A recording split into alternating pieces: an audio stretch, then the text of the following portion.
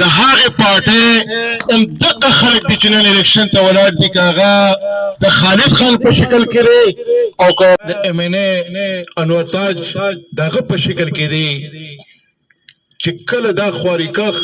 او دا کسانیان د ظلم او د جبر ښکار کېدل نو دې خلکو په ټیننسي اکټ کې چې کوم دې ترامیم راوړل او د جماعت اسلامي په مرګرتیا باندې هغه د 515 چې کوم دغه نورا ټیک کړو نو په هغه ټایم کې که یو وخته دا ظالمانو نو بل وخته د سکندر خان په شکل کې یو داسې انسانو چې هغه په هغه ټایم کې په اسمبلی کې دغه بایکاټ چې کوم دی اعلان کړو زه د سکندر خان سره ته نه وینځم خو زه دا وایم چې د آفتاب خان په شکل کې او د سکندر خان په شکل کې د دې یو قرض چې کوم دی نو هغه د شنغر په خلکو باندې هم او په دې خاوره باندې هم چې کوم دی یو قرض پروت دی د دغه قرض جواب به مونږه په اتم تاریخ باندې سکندر خان صرف ګټه مه ورکوئ د ګټې سوچ مه کوئ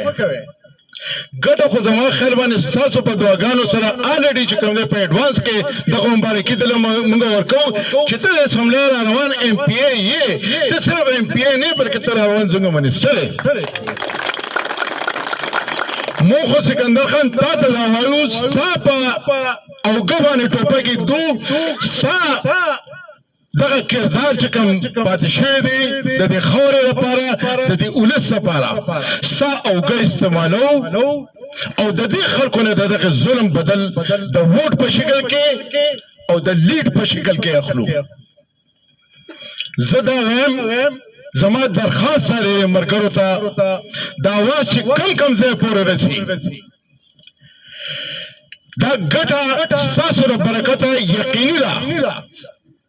زه دنه دلته کې لیډ غواړم لیډ دنه ځکه غواړم چې دغه خلکو ته پته ولګي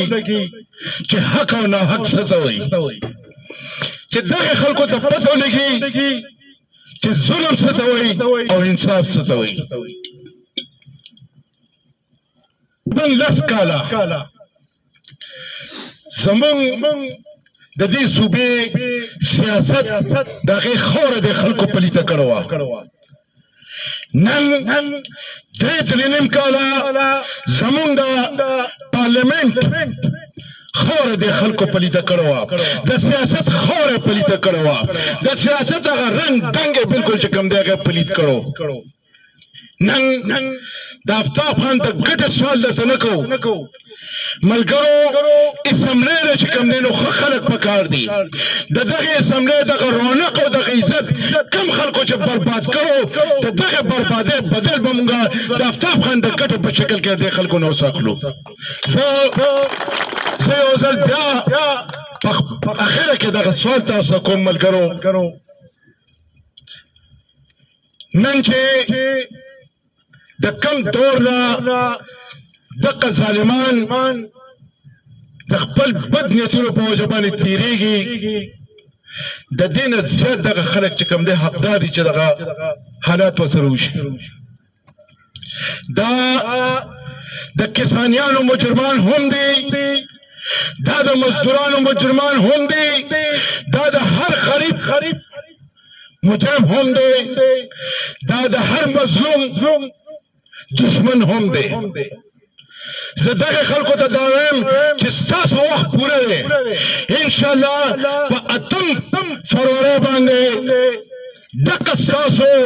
د کوزېدو او د زوال اخري ورځ ده او انشاءالله که الله ته منظور وي 9 فروری ستاسو د ظلم او د جبر خلاف یو مضبوط आवाज د سکندر حیات خان په شکل کې او د آفتاب خان په شکل کې د چراغ په دغه نښه باندې د قومي وطن پارټۍ په نوم باندې یو نوی سهار کېدو والا دی او دغه سهار زه تاسو ته د اوس مبارکي درکوم